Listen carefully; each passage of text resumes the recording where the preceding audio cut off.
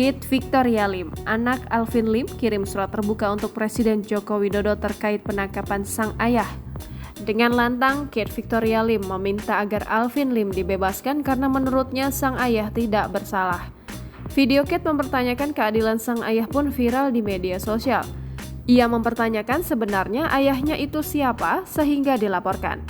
Menurutnya, sang ayah berniat untuk menegakkan keadilan, namun ia syok sang ayah malah dipenjara dan mengklaim penjahat sebenarnya bebas berkeliaran di sana.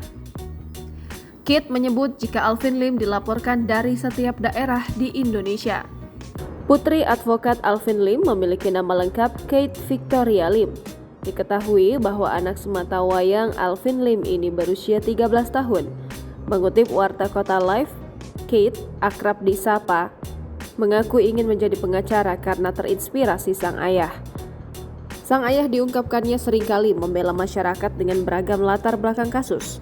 Diketahui, Kate Victoria bersekolah di SMP Harvest Christian School.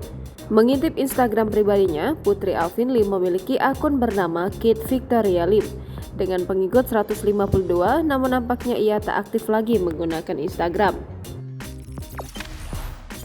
Jangan lupa subscribe, share, komen, dan like ya!